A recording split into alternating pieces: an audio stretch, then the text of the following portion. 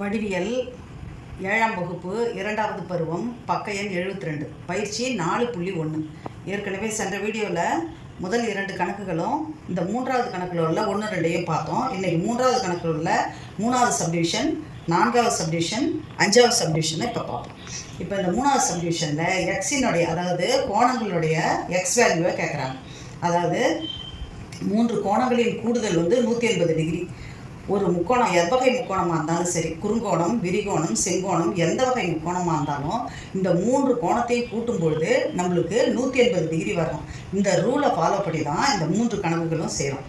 அதன் அடிப்படையில் பார்த்திங்கன்னா இந்த முக்கோணத்தில் ஒரு செங்கோணமாக இருக்குது, ஒரு கோணம் செங்கோணமாக இருக்குது, மற்ற 2 கோணங்களும் 90 டிகிரி. செங்கோண முக்கோணத்துக்கு 90 டிகிரி, மற்ற 2 கோணங்களும் 90 டிகிரி சமன்ற அடிப்படையில் பார்த்தீங்கன்னா இப்போ இது 90 டிகிரின்றதால இதை விட்டுடுவோம். மீதி 2 கோணங்களின் கூடுதல் 90 டிகிரி.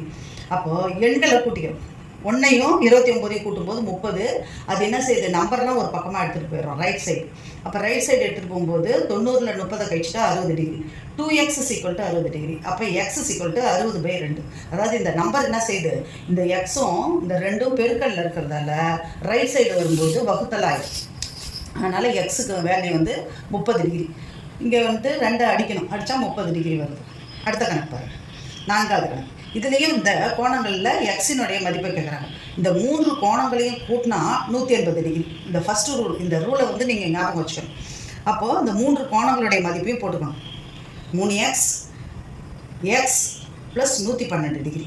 3த்தையும் கூட்டினா 180 டிகிரி. அப்போது எக்ஸையும் 3x கூட்டும்போது 4x, இந்த 112 அப்படியே போட்டுக்கணும். நம்பர்லாம் என்ன சொல்லியிருக்கா, ரைட் சைடு போயிடணும். அதாவது எண்ணு கூட எண்ணு போகும்போது ப்ளஸ்ஸாக இருந்தால் மைனஸ் ஆகிடும், மைனஸாக இருந்தால் ப்ளஸ் ஆகிடும், பெருக்கல்ல இருந்தால் வகுத்தல் ஆகிடும். அதாவது இங்கே ஒரு ஈக்குவல்ட்டுக்கு இந்த சைடு இருக்கிறத லெஃப்ட்டுன்னு சொல்லணும், இந்த சைடில் உள்ளதை ரைட்டில்னு வச்சுக்கிட்டும் பொழுது இது மாதிரி சைடு மாறும்பொழுது நெகட்டிவ் சைன் ஆகிடும். அதாவது ப்ளஸ்ஸாக இருக்கும்போது மைனஸ் ஆகிடும். அப்போ 180ல் 112 போயிடுச்சுன்னா 68 டிகிரி. இங்கே பெருக்கல்ல இருந்தால் என்ன சொல்லியிருக்கேன், வகுத்தலாக மாறும்னு சொல்லியிருக்கேன். அப்போது இந்த 4xல் உள்ள 4 கீழே இறக்கிக்கிட்டால் ஒரு நாள் 4, 7 4 28. அப்போது இந்த கணக்கில் எக்ஸோடைய வேல்யூ 17 டிகிரி. அடுத்தது 5வது கணக்கு பாருங்கள்.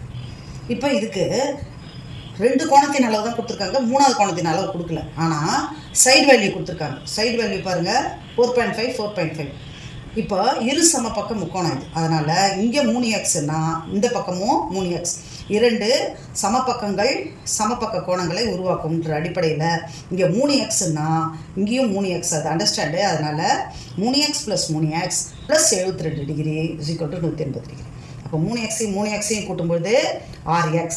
நம்பர்லாம் என்ன செஞ்சுருக்கேன், ஒரு ரைட் சைடு கொண்டு போக சொல்லிட்டேன். அப்போ 180லேருந்து 72 டிகிரியை கழிக்கும்போது 108 டிகிரி.